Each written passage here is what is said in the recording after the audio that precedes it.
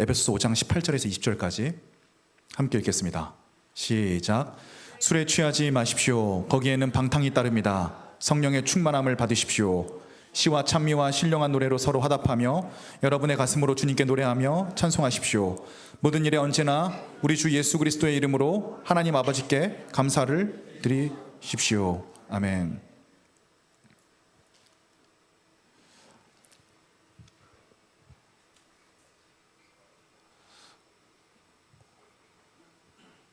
오늘 그 방송실에서 뭔가 조금 실수가 시스템적으로 문제가 있었던 것 같아요. 그래서 제가 교회에서 여러분들이 공동체 생활을 하면서 조금 가장 우리가 주의해야 되는 부분들 몇 가지만 좀 말씀을 드리고 시작을 하고 싶어요. 첫 번째로 오늘 저는 그렇게 생각해요. 방송팀에 지금 고수들이 3명이나 들어가 있는데 이런 일이 벌어졌다는 건 저 안에서 지금 우리가 모르는 뭔가 상황이 지금 발생한 거거든요.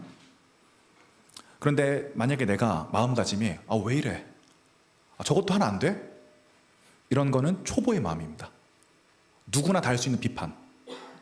중수의 마음은 나갈 때 내가 뭔가라도 도와줄 게 없을까? 라고 하는 게 중수의 리더십입니다. 고수의 리더십은 믿어주는 거예요. 소리 안 나와도 제가 뭔 일이 있을 텐데 저기 저 친구들이 다 알아서 잘하니까 저거를 믿고 우리가 함께 가야 된다. 이래야 교회 공동체가 서로 등을 맡길 수가 있습니다. 생각을 해보세요.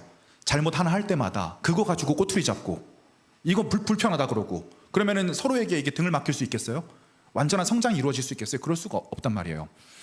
자, 그러면 이걸 보는 우리도 그렇게 생각을 해주고, 그런데 일을 하시는 분들 입장에서도 우리가 좀 실수하니까 저 친구들이 막 수준이 높아서 이해를 해줘. 그러니까 우리가 다음에 또 실수해도 이해를 해줄 테니까 대충 하자. 이러면 이제 망필로 가는 겁니다. 저 사람들이 우리를 이해해주면 우리는 철저하게 이 부분에 대해서 준비를 해야겠구나.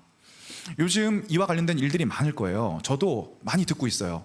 특별히 저도 요즘 일거수일투족을 진짜 조심하려고 노력을 하고, 우리 찬양 리더분들 제가 회의할 때도 찬양 리더들한테 계속 얘기해요. 공적인 사람이라는 걸 기억해라. 이미 너네가 예배 인도자로 올라온 순간에 사적인 리더십이 아니라 공적인 리더십이라는 걸 기억해야 돼. 왜냐하면 이렇게 되는 거예요. 공동체가 10명, 15명일 때는 앞에 나가서 좀 못하고 부족한 모습 보이고 앞모습과 뒷모습이 달라도 이해해줘요. 아유, 그럴 수 있지. 좀 사정이 있겠지. 근데 여기 계신 70-80%의 분들은 오늘 찬양하신 분들 얼굴을 몰라요. 사정을 몰라요. 그러면 여기 계신 대부분의 분들은 앞에 나온 사람들을 볼 때 그 모습만으로도 판단할 확률이 높다고요. 그러면 리더십들이 점점 공적인 리더십을 갖춰야 되는 시기로 우리 공동체는 가고 있어요. 전 요즘에 되게 많이 들어요. 우리 리더분들 중에서 예배 늦게 오시는 분들 있죠. 그분들 때문에 지금 공동체 시험 보는 분들이 엄청 많아요. 엄청 많이 들어온다니까요. 누구누구 리더 늦어서 시험 듭니다. 또 뒤에서 리더분들 중에 핸드폰 하시는 리더분들, 팀장분들이 있다고요. 다 들어와요. 그분 때문에 시험 들어서 예배를 못 드리겠습니다. 근데 둘 다 잘못됐어요. 보시는 분들도 그거를 보고 왜 시험을 봤습니까? 그렇죠? 그 순간에 사업적으로, 업무적으로, 물론 그러면 안 되지만 뭔가 필요한 문자를 보내야 되는 일이 있을 수도 있고 오는 길에 어떤 일들이 있을 수도 있고, 그래서 그걸 볼 때 저 리더나 팀장분들, 리더십들도 한 사람의 하나님 안에서 성화의 과정을 걸어가는 사람으로서 이해를 해주고 복음적으로 바라봐줘야 되는데 그게 율법적으로 바라보고 싶은 거예요. 직위를 가졌는데 이런 도덕적 행동을 안 해? 잘못된 거야. 이거는 세속적인 마인드지 교회적인 마인드가 아니에요. 성경적인 마인드가 아니라고요. 그러면 리더십들도 이 부분에 대해서 내가 이미 우리 공동체가 공적 리더십으로 가고 있구나 라고 한다면 내가 모든 교회의 공적인 부분에 대해서 최선을 다하고 어기는 일이 있으면 안 되겠다. 이런 과정을 거칠 때 우리 공동체가 서로 엄청난 사람으로 성장해 나아가는 거예요. 자, 그런데 이거를 하나하나 설득하기는 굉장히 어렵고 사정을 설명하기는 어려우니까 시스템으로 만들어 놓으면 이제 2단으로 가는 거라고요. 리더가 몇 번 지각했어? 잘라. 비판했어? 비판하는 게 잘못된 거야. 잘라. 이렇게 시스템으로 이걸 만들어 놓게 되면 이제 교회가 아니라 이게 2단 단체로 가게 되는 거예요. 교회의 시스템을 구성할 때는 굉장히 조심해야 됩니다. 왜냐하면 교회는 회사가 아니에요. 여러분들이 여기 와서 일을 하는 사람들이 아니라고요. 예배를 드리러 온 사람들이라고요. 그럼 교회 일이라고 하는 것은 일 자체를 통해서 그 일을 하는 사람들의 성화의 과정을 돕는 데에 그 주안점이 있는 것이지, 일 자체를 시키기 위해서 주안점이 될 때 이제 교회가 망하는 길로 가게 되는 겁니다. 에베소서에서는 우리가 모두 다 예수 그리스도의 지체이기 때문에 이 안에서 서로 유기적으로 모여서 성장해 나가라고 했지, 일을 하라고 하지 않았어요. 교회를 세워나가는 일을 성장 가운데 해야 되기 때문에 그게 중요한 것이지, 일이 일 자체로 중요한 것이 아니라는 말이죠. 그래서 우리가 항상 교회를 구성할 때 많은 분들이 그렇게 생각하실 거예요. 우리 교회는 시스템이 없다. 시스템이 없어야 돼요. 교회는, 교회가 시스템이 생기는 순간에 거기는 기업이 되는 거예요. 제가 분당 우리 교회, 선한목자교회, 온누리교회, 우리나라 네로라는 초대형 교회 목회자들하고 얘기를 해봐도 그 교회들도 시스템이 없어요. 왜 그런지 아세요? 그 교회들 보통 출석 인원들이 2만 명 된단 말이에요. 그럼 2만 명을 굴릴 수 있는 시스템을 만들면 몇 명이 거기서 매일매일 일을 해야 될까요? 적어도 한 1,000명 일해야 되지 않겠어요? 근데 교회는 그런 것이 아니라고요. 1,000명이 어떻게 매일 출근해서 일을 해요? 대부분의 교인들은 일주일에 한두 번 교회에 오시는데, 거기다가 이게 일이 아니다 보니까 교회가 시스템 있게 굴러가는 게 어려워요. 왜? 여러분들 매주 나오다가 일 있으면 안 나오기도 하고 온라인 예배 드리기도 하고 또 교회를 떠나기도 하고 이러실 거 아니에요. 근데 그게 어떻게 시스템으로 돌아가요? 시스템은 월급을 주고, 시스템으로 너 월급 주는데 왜 출근을 안 해? 해서 출근을 해야 그게 시스템으로 돌아가거든요. 자, 그런데 또 교회는 시스템이 없으면 안 돼요. 이거를 진짜 이거 중요한 얘기입니다. 시스템은 교회를 교회되게 해주고 사람을 성화시켜주는데 필수 불가결적으로 중요한 거예요. 물론 시스템화 되기 전에 멈춰야 되지만 어느 정도의 시스템은 갖춰야 된다고요. 우리가 이 길을 서서히 걸어가고 있어요. 교회는 시스템이 중요한 게 아니라 사람이 중요해요. 사람이 성장할 수 있을 만큼의 시스템이 갖춰져야 돼요. 우리 교회가 지금 텐텐텐 하고 있는데, 우리 교회 지금 텐텐텐도 못 해가지고 불만이 나오는데 하루에 10분 그게 안 돼가지고, 이거를 만약에 제가 시스템으로 만들어 온다고 생각을 해요. 찬양팀 쓰려면은 일주일에 5번 큐티 해야 되고, 큐티 보면 내가 다 확인하고, 리더들 확인해. 리더 서려면 예배 늦으면 안 되고, 예배 이 시스템 만들어 생각해 보세요. 이게 되겠습니까? 항상 교인들의 수준의 시스템이 따라가게끔 되어져 있어요. 저도 부족하지만 그것을 굉장히 주의 깊게 바라보고 있고, 우리 교회의 성장에 맞게 시스템을 짜기 위해서 분주하게 노력을 하고 있습니다. 이거 되게 어려운 거예요. 그냥 제가 일괄적으로 이렇게 해! 하면 엄청 편해요. 근데 그 수준에 맞게 성장하기 위해서 시스템을 짜는 일들은 되게 어려운 일이에요. 그래서 여러분들 가운데 교회의 방침에 문제가 있다고 생각하거나 부족함이 있다고 생각하는 분들 의견 맞아요. 하지만 분명히 저한테 그런 부분에 대해서 물어봐 주세요. 왜 이렇게 하는 것이냐. 제가 그래도 프로입니다. 프로. 네. 여기서 11년째 일하고 있고 신학 전공했고요. IQ도 150이에요. 그냥 일하지 않아요. 다 일하는 거에 이유가 있고 기다리는 때가 있고 과정을 가지고 있어요. 그래서 꼭 물어봐 주시고 그 부분에 대해서 하는 성경적인 이유가 있으니까. 그래서 요즘 제가 신방을 되게 많이 하잖아요. 다 그런 설득하고 다니는 거예요. 이런 부분 이래서 이렇게 하는 거고, 저런 부분은 저래서 하는 거고, 이 부분은 좀 기다려야 되고. 그래서 생각을 해보세요. 우리가 한 3년 정도 지났을 때 우리 공동체 지금 출석하는 100명 정도의 인원이 성경과 성경이 구조적으로 표현된 시스템을 알고 이 가운데 성화될 수 있는 사람으로서 자라는 사람이 된다면 우리 공동체가 어떤 공동체가 되겠습니까? 정말 철저하게 능력 있는 공동체가 되지 않겠습니까? 진짜 복음을 문화적으로 표현할 수 있고 자기의 삶에 구현할 수 있는 그런 공동체가 되지 않겠어요? 그 과정을 위해서 우리가 함께 걸어가고 있는 것이지, 우리는 단순히 일을 하기 위해 모인 것이 아니다 라는 얘기입니다. 제가 이런 얘기를 하는 이유가 있습니다. 저는 1년에 100군데 정도 외부교회 설교를 하는데 이것도 이유가 있어요. 저는 20대 때 청년이 거의 없는 교회에서 신앙생활을 했기 때문에 교회가 무언가 되어가는 것을 본 적이 없어요. 그러니까 한마디로 경험이 적다는 얘기입니다. 외부로 나가서 설교를 하다 보면 이미 저희 훨씬 선배님들이 많은 과정들을 통해서 교회가 성숙되어 있는 과정들을 목격할 때가 많아요. 그럼 그런 부분에 저도 굉장히 큰 인사이트를 받고, 저도 이제 앞에서 설교를 하면서 경험들을 계속 쌓아나가는 과정들을 거치고 있는 거죠. 그런 과정들을 지금 3년 정도 거쳤고, 올해부터는 1년에 100회씩 나가던 외부 설교를 지금 절반 이하로 줄였다고요. 50회 이하로. 왜? 이제 외부에서 배울 수 있는 거는 충분히 배웠다. 이제 정말 많은 데이터를 쌓았고 이제는 우리 공동체에 구현하고 함께 성장하는 일만 있다고 생각을 하는 거예요. 자, 근데 오늘 이제 본문이 찬양과 관련된 본문인데, 제가 그럼 1년에 밖에 외부에 있는 100개 찬양팀씩 볼 거 아닙니까? 그 중에는 진짜 잘하는 찬양팀도 있고 진짜 못하는 찬양팀도 있어요. 물론 제가 음악을 전공한 사람이 아니기 때문에 어떻게 음악을 평가하겠냐마는, 어떤 누구나 다 아는 초대형 교회 집회에 설교를 하러 간 적이 있는데 찬양을 1시간 할 때 정말 너무 은혜가 안 되는 거예요. 하지만 물론 이거는 개인적인 의견입니다. 개인적인 감정일 뿐이기 때문에 그걸로 찬양팀을 평가할 수는 없죠. 설교를 하려고 올라갔는데 찬양팀이 끝나자마자 뒷문으로 다 나가는 거예요. 다 나가더라고요. 그때 알았어요. 이 찬양팀이 교회 찬양팀이 아니라 외부 전공자들을 부른 찬양팀이구나. 그러니까 그 찬양팀들은 예배를 함께 섬기고 예배를 드리러 온 게 아니라 기능인으로서의 역할을 하기 위해 온 거예요. 어쩐지 일렉 같은 거 솔로 할 때 겁나 잘 치더라고요. 와, 진짜 그 일렉은 또 음색이지 않습니까? 너무 깔끔해. 제가 좋아하는 약간 그 90년대 락발라드식의 그런 음색이에요. 부활 같은. 너무 잘하더라고요. 근데 쭉 나가는 걸 보고 알았어요. 이 은혜가 없는 이유가, 저들은 예배에 진심을 가지고 기울이려고 온 게 아니라 기능인으로서 돈 받고 온 거예요.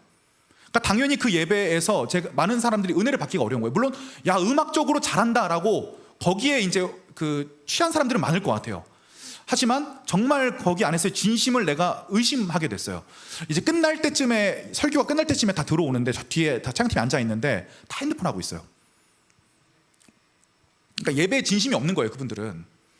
어떤 교회를 갔는데 딱 3명이에요, 찬양팀이. 건반, 드럼, 인도자. 30분 찬양을 하는데 은혜를 엄청 많이 받았어요. 정말 인도자가, 제가 실력은 모르겠어요. 하지만 정말 어려운 교회 상황 속에서 진심으로 하나님 앞에 두렵고 떨림으로 준비했구나라는 그 진정성이 느껴졌어요. 그래서 저는 설교하는 사람이니까 그렇게 생각해요. 최고의 설교는 뭔지 아세요? 진정성 있는 설교예요. 최고의 찬양은 뭔지 아세요? 진정성 있는 찬양이에요. 스킬은 그 두 번째예요. 오늘 본문에서 얘기하는 게 그런 거예요. 자, 오늘 본문 말씀 18절 보시면 이렇게 얘기해요. 술에 취하지 마십시오. 거기에는 방탕이 따릅니다. 성령의 충만함을 받으십시오. 오늘 본문 저자인 바울이 볼 때 술 취한 것과 성령에 충만하는 것이 비슷하다는 거예요. 바울에 따르면, 성경에 따르면 인간은 외부의 어떤 것들로 자기를 채우지 않으면 살아갈 수 없는 존재예요. 저와 여러분들은 절대 독립적인 존재가 아니에요. 우리는 외부의 음식물을 먹어야 살아갈 수 있고 잠을 자야 되고 관계를 통해서만 살아갈 수 있다고요. 절대 인간은 독립적인 존재가 아니에요. 그것을 인정하는 많은 성경 구절들이 있습니다. 시편 1편 4절에 보면, 그러나 악인은 그렇지 않으니 한낱 바람에 흩날리는 쭉정이 같다. 인생은 바람에 흩날리는 쭉정이 같대요. 야고보서 4장 보세요. 14절입니다. 여러분은 내일 일을 알지 못합니다. 여러분의 생명이 무엇입니까? 여러분은 잠깐 나타났다가 사라져버리는 안개에 지나지 않습니다. 이사야 1장 31절에 보면 인생을 사물하기 같다고 표현했고요. 시편 102편 3절을 보여주세요. 내 날은 연기처럼 사라지고 내 뼈는 화로처럼 달아올랐습니다. 어떤 청년이 저에게 이번 주에 문자 왔더라고요. 결혼한 지 시간이 꽤 지났는데 지난 시간 동안 뭘 했는지 모르겠대요. 정말 열심히 살았어요, 그 친구. 직장 생활도 열심히 하고 인생 너무 열심히 살았거든요. 근데 그 친구가 느끼는 감정은 뭐예요? 허무함이에요. 그 2년 동안 정말 열심히 살았는데 내 인생에 남은 것이 무엇인가? 너무 성경적인 관점이에요. 우리는 무언가 바벨탑을 쌓으려고 인생을 살아가지만 성경에서 얘기하고 있어요. 우리 인생은 쭉정이 같고 바람에 흩날리는 먼지와 같고 우리 인생은 모두 다 사라질 거라고요. 그러므로 인간은 본질적으로 어떤 원인적 존재에서 힘을 빌어와야 되는 독립적이지 못한 존재라는 것을 바울은 인정하고 있습니다. 그래서 많은 술에 취한 사람들은요, 그 술에 의한 삶을 살아요. 너무 힘드니까 그 술에 의한 삶을 산다고요. 저는 저희 교회가, 저도 그렇고 여러분도 그렇고 진짜 위대한 기독교 리더십이 나오기를 원합니다. 진짜 위대한 기독교 리더가 되고 싶어요, 저도. 근데 제가 리더로 성장해 나가다 보니까 리더에 대한 관점이 바뀌잖아요. 옛날에는 좋은 리더를 멋진 비전을 선언해 놓고 그 비전을 이뤄나가는 사람을 멋진 리더라고 생각을 했어요. 근데 이게 성경적으로 하나님에 대한 비전과 맞물리면 얼마나 멋있을까, 그렇게 생각을 했다고요. 근데 제가 요즘에 리더로 살아가면서 느끼는 건, 리더는 어쩌면 멋진 비전을 설정해 놓고 그것을 이뤄가는 사람 아닐 수도 있어요. 어쩌면 리더는 일을 잘하는 사람 아닐 수도 있어요. 리더는 감정을 소화하는 사람이에요. 우리 공동체에 보면 120명이 있고 120명의 감정이 있어요. 120명의 다른 의견이 있어요. 120명의 어떤 문제들이 있을 수 있어요. 리더는 그 120명의 감정을 소화할 수 있는 사람이에요. 그게 리더예요. 리더는 여러 가지 프레셔들이 있거든요. 우리 인생 가운데 프레셔가 얼마나 많습니까? 직장, 사업, 학업, 연애, 결혼, 이게 가면 갈수록 더 많아지거든요. 느끼게 되실 겁니다. 날이 가면 갈수록 사람의 체력은 떨어지고요, 사람이 받아야 되는 프레셔는 높아져요. 그래서 나이가 먹으면 사람이 방탕해지는 거예요. 오히려 20대 초반 친구들이 도덕성이 더 좋다니까요. 왜요? 체력도 좋고 아직 원론적인 게 머리에 깨어 있어요. 나이가 먹다 보면 감당해야 되는 일은 엄청 많은데 일단 체력이 안 되고 감정을 소화를 못 시키다 보니까 자꾸 딴 거를 찾아요. 그래서 미국의 위대한 대통령이 존 F 케네디 같은 사람도 쉬는 시간마다 포르노 극장에 가서 영화를 봤다는 건 너무 유명하게 잘 알려진 사실 아니에요? 대통령으로서의 그 압박을 견디고 감정으로 소화하지를 못하니까 그걸 어떻게든 배설하려면 쾌락적인 요구들이 필요하게 되는 거라고요. 그래서 제가 최근에 너무 안 좋은 얘기를 들었는데, 우리나라의 가장 큰 교단 총회장님이, 나이도 많으신 양반이 어떤 여성분하고 모텔에서 나오다가 그 교회 장로님랑 딱 걸렸어요. 그랬더니 그 총회장님 하신 얘기가 기도를 해주기 위해 모텔에 갔다는 거예요. 저는 일단 모르겠어요. 일단 믿어주기로 했어요. 그래, 그 기도가 왜 모텔에 사는지 모르겠지만 일단 기도를 하려고 갔다고 하니까 저 사람의 말은 믿어주자라고 생각을 했지만, 제가 더 안타까운 건 아무리 봐도 이 문제에 대한 경각심을 가장 못 느끼는 게 그분인 것 같아요. 물론 제가 같은 목회자로서 이해는 해요. 목회자로서 이 받아야 되는 엄청난 프레셔들이 있어요. 일단 도덕적인 사람이 돼야 되고, 성도들에게 상처를 주는 사람이 되면 안 되고, 행정적으로도 문제적으로도 저에게 올라오는 문제는 여러분들 가운데 해결이 안 된 문제가 저한테 올라와요. 그럼 이 문제들은 대부분 뭐예요? 해결이 불가하다는 얘기입니다. 해결 불가한 문제를 여러 개를 껴안고 있어야 되고, 또 그것만 합니까? 재정 문제, 사람 문제, 구조 문제, 여러 가지 문제에 시달리니까 사람이 감정적으로 이걸 해소를 못하는 거예요.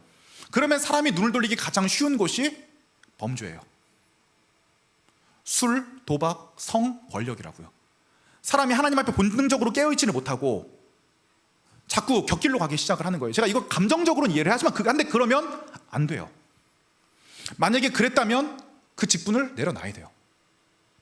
범죄한 사람도 기독교인으로 살아갈 수 있죠. 하지만 범죄한 사람이 직분을 가져서는 안 된다고 저는 생각을 해요. 그 사람을 보면서 사람들이 어떻게 은혜를 받겠어요? 그래서 이 사람이 올바른 리더십으로 자라나가려면, 여기 30대 중반 남녀분들은 많이 느낄 거예요. 직위는 올라가고 책임은 올라가는데 나는 그걸 할 힘이 없으니까 얼마나 압박감을 많이 느끼겠어요. 그러니까 자꾸 폭식하고 그 외의 것들로 자꾸 이렇게 나를 채우려고 하는 그 마음 저도 이해를 한다고요. 그런데 우리가 거기서 멈춰서는 안 된다고요. 물론 잠깐 음식으로 버티고 좀 지나갈 수 있고, 잠깐 술로 버티고 넘어갈 수 있고 한데, 본질적으로 그와 같은 방식으로 우리가 서 있을 수 없다는 게 성경의 결론입니다. 그래서 오늘 본문에서는 술 취하지 말라, 거기에는 방탕이 따라오게끔 되어져 있다. 반대로 성령의 충만함을 받으라는 겁니다. 술에 취한 자의 전신이 술에 감염되는 것처럼 성령님의 감화력이 우리의 삶 가운데 넘치도록 해야 된다는 얘기를 하는 겁니다. 그래서 기억하세요. 스트레스를 푸는 방법이 성령님으로 푸는 게 잘 안 돼요. 쉽지 않습니다. 우리는 그 길을 가는 과정 중에 조금 다른 것들로 풀 수 있어요. 너무 많이 가면 안 돼요. 이 힘을 모아서 조금 다른 것들로 풀더라도 하나님 앞에 그 전심으로 서 있으려고 하는 이런 실천적인 얘기를 할 때 졸지지 마세요. 진짜 나 열받게 하지 마세요. 진짜 졸지지 마. 그 조는 거 왜 조는지 말씀드렸죠. 졸려고 생각하니까 조는 겁니다. 자기를 포기하지 마세요. 하나님이 여러분을 포기 안 하시니까 여러분도 여러분들을 포기하지 마세요. 술이 그 취한 자의 생각과 행위를 관장하듯이 성령으로 충만하다는 건 성령께서 그 사람의 생각과 행위를 주관하시는 단계로 가는 거예요. 사람은 누구나 다 허약한 자고, 성경에서는 인생을 겨와 같다, 내일 일을 알지 못하는 안개 같다, 사물아기 같다, 연기 같다, 화로와 같다, 이렇게 얘기하지만 우리 인생이 하나님 앞에 올바로 서서 이 문제들에 대해서 내가 하나님을 붙들고 정면 돌파하겠다, 라는 생각을 가지면 여러분, 다른 사람들이 나에 대해서 뭐라고 얘기하든 그게 무슨 상관이 있습니까? 다른 사람들이 저에 대해서 아무리 안 좋은 얘기를 한다고 하더라도 내가 하나님 앞에 서 있기만 하면 다른 사람들의 평가와 상관없이 나는 하나님 앞에 이종찬일 뿐이고, 하나님 앞에 내가 이종찬이라면 다른 사람들이 나에게 나쁘게 얘기한다고 하더라도 그걸 오히려 좋게 들을 수 있지 않겠어요? 아, 그래, 날 나쁘게 얘기해? 근데 가만히 생각해보니까 그 내 안에 저렇게 나쁘게 얘기할 만한 부분도 분명히 있는 것 같다. 제가 얼마 전에 회의를 하고 나왔는데 그 회의가 조금 이제 분위기가 거칠긴 했어요. 저는 그 회의 속에서 아무 말도 안 했거든요. 그래서 스스로 이제 그 자화자찬하고 있었습니다. 야, 이런 좀 험악한 분위기 속에서도 리더가 한마디도 하지 않고 구성원들의 얘기를 들었다. 그래서 이제 나와서 이제 그 다른 청년들을 만났는데 어떤 청년이 문자가 왔어요. 전사님, 그 회의할 때 무슨 일 있으셨어요? 표정이 너무 안 좋으신데요? 그때 알았습니다. 이게 내가 되게 좋은 리더, 이게 구성원들이 좀 이렇게 회의해도 이거를 다 받을 수 있는 좋은 리더라고 생각했는데 그거를 보는 제 표정이 너무 안 좋았던 거예요. 야, 그 너무 무서운 거예요. 이게 구성원들은 내 안 좋은 표정을 보면서 어떤 생각을 했을까? 그리고 나와서 내 안 좋은 표정을 본 청년들은 나에 대해서 어떤 생각을 했을까? 하나님 앞에 서 있으면 그래, 내가 표정이 안 좋은 것 때문에 나는 그런 뉘앙스는 아닌데 누군가는 그런 생각을 할 수 있겠다. 그래서 제가 요즘 들어 이 심각성을 많이 인정을 했어요. 이것 때문에 문제가 한두 번 있던 게 아니었거든요. 뭐 피드백 많이 들었어요. 무표정하게 있을 때 좀 무섭다. 그래서 이게 오늘부터 우리가 여러분들 그 웃는 연습을 하자. 이렇게 웃는 연습을 하자. 그래서 저도 이제 맨날 얘기하지 않습니까? 감정에 통제받지 마십시오. 감정 통제하고 컨트롤 잘하고 있는 줄 알았거든요. 어떤 청년이 저에게 그렇게 얘기하더라고요. 그 목사님 전사님 한마디도 안 하시니까 되게 좋은 리더 같으시죠. 근데 표정에서 다 티나요. 야, 이게 진짜 무서운 것 같아요. 하지만 하나님 앞에 우리가 서 있다면 다른 사람들이 나에게 뭐라고 하든지 간에 나는 이종찬이기 때문에 다른 사람들의 얘기에 휘둘리지 않을 수 있는 힘을 얻을 수 있지 않겠어요? 오히려 다른 사람들이 나에게 나쁘게 얘기하는 거에 있어서 내가 배울 점이 있다. 이 점을 통해서 나는 배워가겠다. 그 사람에게 희망이 있는 거 아니겠습니까? 그래서 저와 여러분들이 앞으로 인생을 살아갈 때 우리를 억울하게 만드는 사람이 얼마나 많은지 몰라요. 근데 그냥 하나님 앞에 우리가 서 있으면 인정하면 돼요. 그래, 저 사람이 나를 억울하게 공격했지만 이 억울하게 하는 과정들을 통해서 내가 고칠 부분과 하나님이 나에게 하시는 얘기가 분명히 있다. 이렇게 생각하면 우리 인생에 정말 큰 의미가 있지 않겠습니까? 그러므로 오늘 본문에서는 계속적으로 이야기합니다. 자기의 생각과 관념, 세상의 관념에 휩싸이지 말고 성령의 충만함을 받으라. 술 취하지 말라. 거기에는 방탕함이 따른다. 오히려 성령의 충만함을 받아라. 누가복음 11장 13절에서는 이렇게 얘기합니다. 너희가 악할지라도 너희 자녀에게 좋은 것들을 줄 줄 알거든 하물며 하늘에 계신 아버지께서야 구하는 사람에게 성령을 주시지 않겠느냐. 그럼 성령을 어떻게 충만합니까? 기도하는 겁니다. 주님, 내가 지금 이런 문제가 있는데 이런 문제에 영향을 받지 않을 수 있도록 성령에 충만하게 하여 주시옵소서. 아빠, 오늘 내가 지금 완전 빡치거든요. 성령으로 좀 충만하게 해주세요. 누구나 다 레드 버튼이 있잖아요. 저는 레드 버튼이 뭐냐면 이기적으로 행동하는 걸 제가 좀 싫어해요. 특히 운전할 때 그게 다 나오거든요. 얼마 전에 수유역에다가 청년 한 명을 내려주고, 그 아시다시피 수유역 2차로인데 엄청 막히거든요. 이렇게 길을 가는데 어떤 차 한 대가 이 갓길에 자리가 많아요. 근데 갓길로 가는 척하고 도로에다 그냥 차를 멈춰놓은 거예요. 뒤에 있는 차가 다 쓰는 거예요. 그래서 제가 뒤에서 빵빵을 몇 번 했어요. 안 가요. 그래서 제가 너무 화가 나서 이거는 잘못된 거야. 이 공공재인 도로에 저렇게 자기가 앞에 자리가 많음에도 불구하고 이거 잘못된 거야. 그래서 이거 한마디 해야 돼. 옆으로 가서 창문을 열었습니다. 근데 그쪽도 창문을 열어요. 제가 뭐라고 해서 잘못된 거 아닙니까? 그랬더니 이분이 적반하장도 유분수예요. 시비 걸지 말고 그냥 갈 길 가세요. 여기서 제 뚜껑이 열렸습니다. 이건 정의로워야 된다. 그래서 제가 거기서 싸우기 시작을 했어요. 야, 이게 언성이 오갔어요. 우와 하는데 옆에 있는 제 약혼녀가 이런 모습을 처음 본 거예요. 오빠 무서워, 그만해. 거기까지는 괜찮았어요. 내려준 청년에게 문자가 왔어요. 앞불사, 수유역 8번 출구에 내려줘서 8번 출구에 바로 지하철 들어갔을 줄 알았는데 앞에 3번 출구에서 타려고 길을 가다가 제가 빵 하면서 그 싸우는 걸 본 거예요. 전도사님, 빵하고 싸운 거 전도사님이죠? 다 봤어요. 어찌나 부끄럽든지. 인생이라는 게 이렇다는 거예요. 내가 옳다고 생각했지만 그 옳은 것들로 인해 결국 내가 시험에 빠지고 내가 화를 내게 되고 내가 그 죄악 속에 빠진다는 겁니다. 그러므로 오늘 본문에서는 계속적으로 얘기합니다. 성령의 충만함을 받아라. 화가 올라오는 순간에 성령님을 의지하세요. 성령님, 개빡칩니다. 도와주세요. 성령으로 충만하게 해주세요. 성령님에게 일단 얘기하는 거예요. 성령님에게. 우리가 생각하는 우리의 공의를 세우려고 하지 말고 우리의 공의가 맞는지를 확인하기 이전에 일단 성령님께 가져가서 우리의 문제를 성령님께 해소하고 성령의 충만함을 받아 나아가라는 이야기입니다.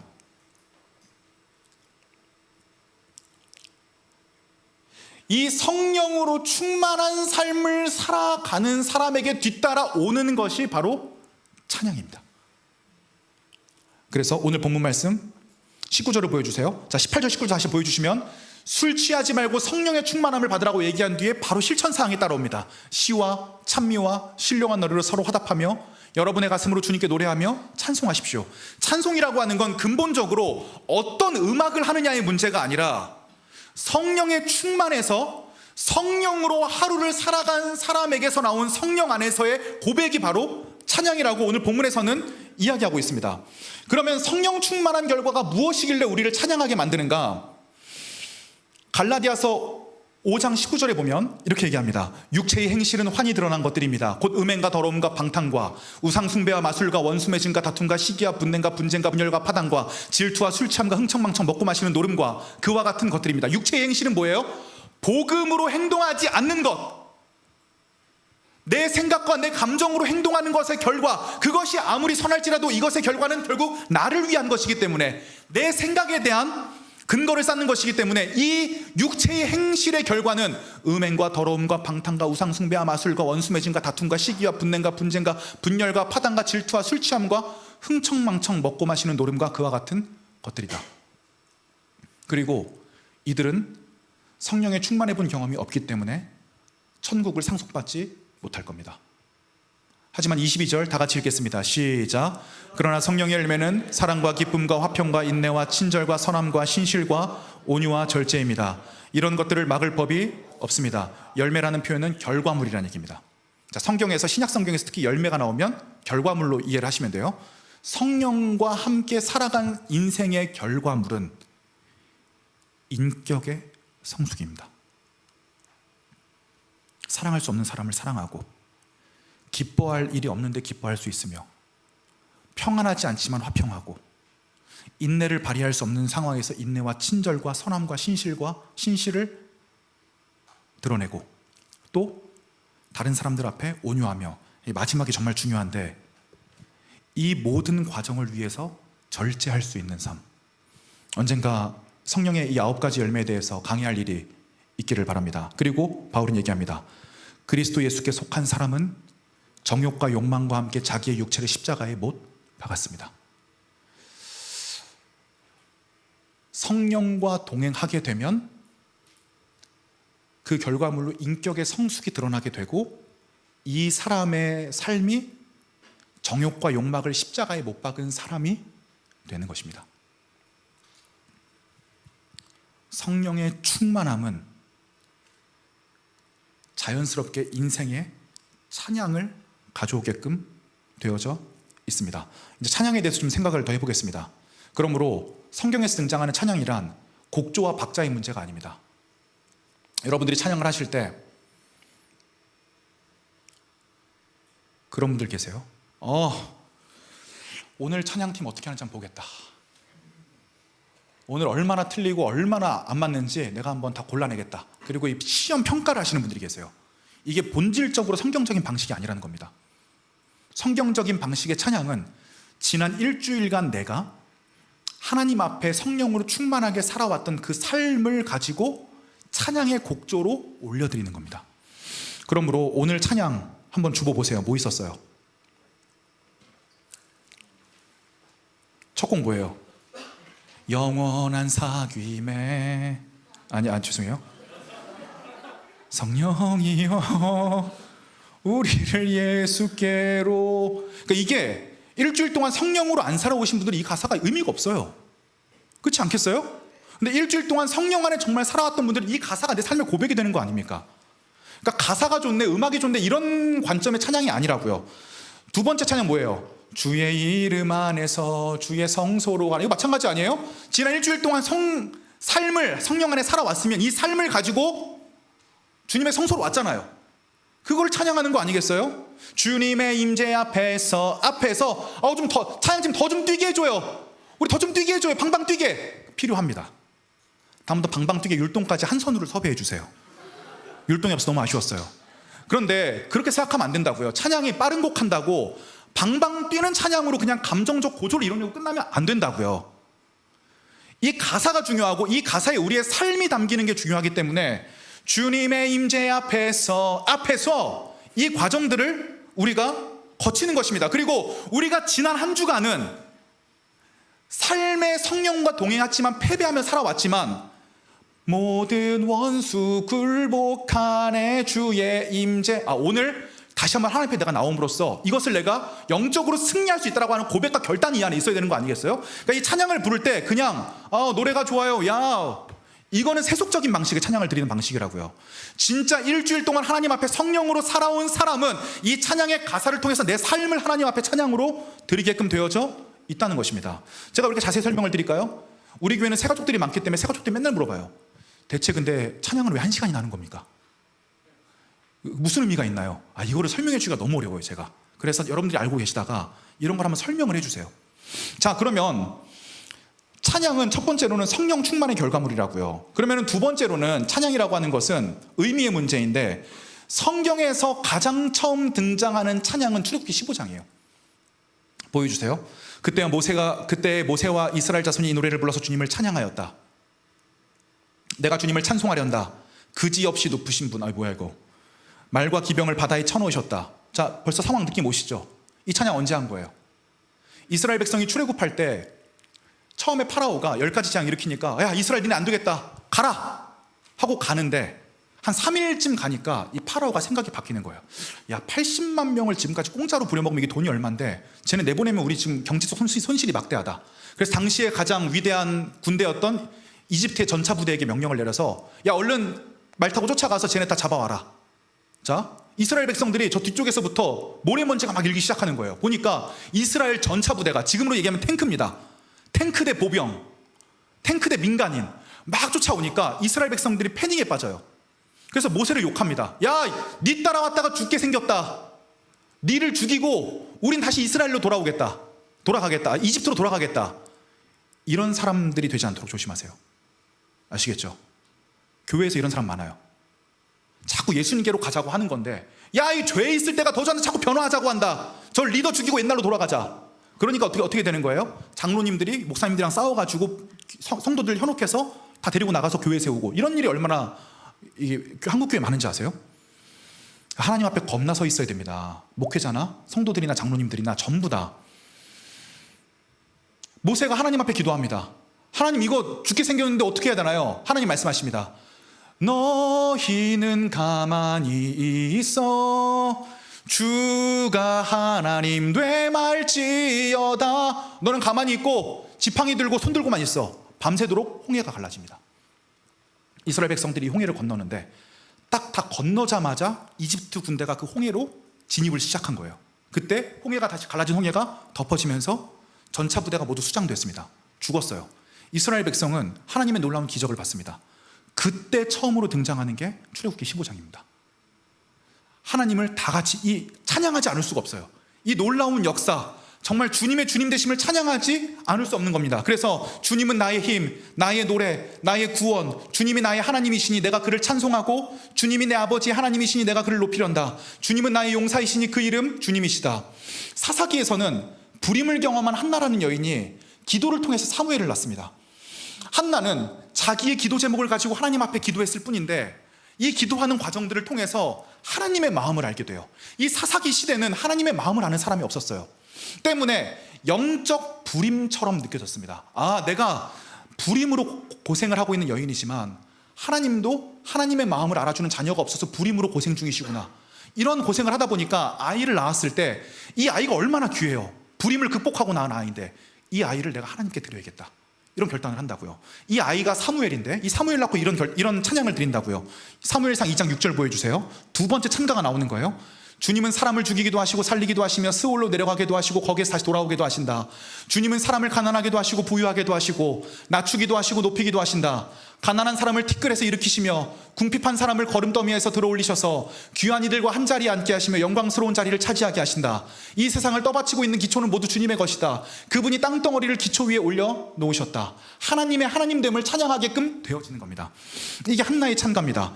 사사기에는 또 드보라라고 하는 여전사가 전쟁에서 승리하고 찬가를 드리기도 하고요. 심지어 누가복음에서는 예수님의 어머니인 마리아가 예수님을 낳고 하나님 앞에 찬가를 드리기도 합니다. 즉 성경에 등장하는 찬양은 언제 나와요? 인간이 하나님의 하나님 되심과 위대하심을 체험했을 때 도저히 그분을 찬양하지 않고는 견딜 수가 없어서 나오는 게 바로 찬가들입니다. 전 저와 여러분들이 이런 거 경험하시기를 원합니다.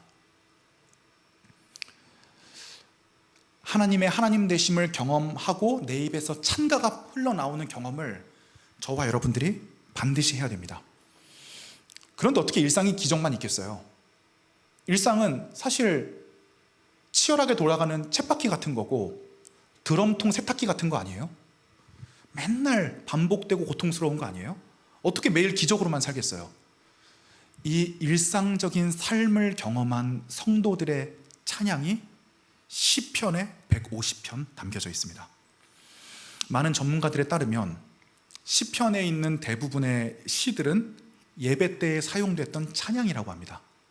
시간이 너무 오래 지나다 보니까 운율과 박자와 음정은 사라지고 가사만 남은 것이 시편의 내용입니다. 그럼 우리는 시편을 통해서 저와 여러분들 같은 평범한 사람들이 어떤 찬양을 하나님께 드렸는지를 알 수 있죠. 지금 성경일동 목장 시편 끝났나요? 네, 시편 개관이 너무 좋았다고 소문이 자자하더라고요. 여기 있는 찬양들은 장르에 따라서 탄식시, 감사시, 신뢰시, 회상시, 지혜시, 제왕시 등으로 7개 정도 나뉘는데 제가 오늘 설명을 하려고 하는 건 여기에 나온 7개의 장르의 시가 아니라 저주시예요. 시편에 저주하는 찬양이 있는 거 아세요? 시편 109편 8절 보여주시죠. 이렇게 저주해요. 그가 살 날을 짧게 하시고 그가 하던 일도 다른 사람이 하게 하시고 실직하게 해달라는 거 아닙니까? 그 자식들은 아버지 없는 자식이 되게 하시고 그 아내는 과부가 되게 하시고 자식들은 떠돌아다니며 구걸하게 하시고 폐허가 된 집에서는 쫓겨나서 밥을 빌어먹게 하시고 빚쟁이가 재산을 모두 가져가게 하시고 낯선 사람들이 들이닥쳐 재산을 모두 약탈하게 하시고 그에게 사랑을 베풀 사람이 없게 하시고 그 고아들에게 은혜를 베풀어 줄 자도 없게 하십시오. 계속 그의 아버지가 지은 죄를 주님이 기억하시고 자손도 끊어지고 후대에 이르러 그들의 이름까지도 지워지게 하시며 그의 아버지가 지은 죄를 주님이 기억하시고 연좌제까지 해달래요. 그의 어머니가 지은 죄도 지워지지 않게 하시며 그들의 죄가 늘 주님에게 거슬리게 하시고 세상 사람들이 그를 완전히 잊게 하여 주십시오. 이 저주시는 어떻게 이해해야 됩니까? 정직한 찬양과 기도는 내 마음속에 있는 생각과 감정을 하나님 앞에 솔직하게 토해내는 과정입니다. 그런데 우리 대한민국 남자들은 너무 유교남들이어서 감정을 소통하는 훈련 어렸을 때 받은 적이 없어요. 그렇다 보니까 하나님 앞에도 항상 도덕적인 모습만 보여야 되고 하나님 앞에 인정받는 사람이 되려면 제대로 살아야 되고 감정을 그분께 소통하면 안 된다라고 많이 생각을 하시는데 성경에서는 반대로 얘기하고 있습니다. 어떻게 하나님 앞에 저주하는 게 옳습니까? 라고 얘기하실 수 있는데 이 찬양의 저자는 자기의 정말 그 아픔과 분노마저도 하나님 앞에 얘기할 수 있을 정도로 영적인 고수였던 거예요. 그리고 대부분의 제 경험에서는 제 안에 있는 분노를 가지고 오랫동안 하나님 앞에 얘기를 했을 때 이 분노가 해소돼서 카타르시스를 느끼는 감정적 해소도 경험할 때가 있습니다. 하나님께서는 우리의 분노에 대해서 특별히 터치하시기를 원하고 이것을 하나님 앞에 위로하고 해소하게 해주시기 때문입니다. 그러므로 시편 109편의 화자는 자신 안에 있는 분노와 저주를 가사로 만들어서 하나님 앞에 찬양을 불렀던 겁니다. 저는 저와 여러분들이 성령이 충만하고 자신의 부정적인 감정도 하나님께 이야기할 수 있는 사람이 되시기를 주님의 이름으로 축복을 드리겠습니다. 결론을 맺으려고 합니다. 성경에서 이야기하고 있는 찬양은 음악이 좋냐 나쁘냐를 얘기하는 것이 아닙니다. 물론 음악도 좋아야 된다고 생각합니다. 하지만 그 이전에 우리가 진짜 찬양의 의미를 알고 찬양을 제대로 하고 있느냐는 거예요. 하나님 앞에 정직하게 드리는 나의 감정적 기도가 바로 찬양이고, 하나님께서 내 인생에 하신 일을 찬미하는 과정이며 하나님께서 하신 일을 기억하자는 것이 바로 찬양입니다. 이것은 그러므로 곡조 있는 기도입니다. 말씀과 기도와 찬양은 그러므로 분리되어 있지 않습니다. 하나님과 가까운 사람은 말씀 앞에 지성적으로도 뛰어나며, 기도를 통해서도 관계적으로도 뛰어나며, 찬양을 통해서도 감정적으로도 하나님 앞에 뛰어난 사람이 될 수 있습니다. 그리고 이 모든 것들이 합쳐져서 우리의 의지가 삶으로서 표출되기 시작하는 것입니다. 저는 저와 여러분들이 이 시대를 뒤흔드는 리더로 성장하기를 원합니다. 그러려면 우리의 감정의 문제를 다룰 줄 알아야 되고, 우리의 감정의 문제 어떻게 다룰 수 있습니까? 찬양을 통해 다룰 수 있습니다. 저와 여러분들의 억울하고 분노하고 질투하고 시기하고 내 인생이 풀리지 않고 이러한 모든 감정들을 곡조 있는 기도를 통해서 하나님과 소통하며, 우리는 때로는 그것을 이길 수 있는 놀라운 힘을 얻게 되는 것입니다. 그러므로 이번 달 미션을 드리겠습니다. 대한민국에 좋은 찬양팀들이 많이 있습니다. 목장별로 시간 되시는 분들끼리 꼭 찬양 집회 가셔가지고 한번 어떻게 하나 좀 보시기도 하시고, 우리 케냐 선교랑 아웃리치도 왜 가려고 하는 거예요? 저와 여러분들 너무 시야가 좁으니까 딴 데서 좀 보라고, 색다른 경험을 좀 하시라고. 그래서 아웃리치 여러분들 15, 16, 17, 18이거든요 8월 15일 광복절이에요. 우리 직장인분들 16일 날 휴가 좀 내주세요. 그리고 꼭 참석 좀 해주세요. 네, 부탁드릴게요. 진짜 조만간 PT는 제가 또 할 테니까요. 진짜 그냥 웬만하면은 16일 하루 월차 내고 내가 가야겠다, 이렇게 좀 생각해 주세요. 네, 부탁드리겠습니다. 진짜 시골 교회에서 그 어르신들 20명 놓고 사역하시는 교회는 어떤 교회인가도 한번 보고 우리가 돕기도 하고, 얼마나 또 의미 있겠습니까? 그래서 그 모든 과정들을 통해서 삶을 버텨내시는 저와 여러분 되시기를 주님의 이름으로 축복을 드리겠습니다.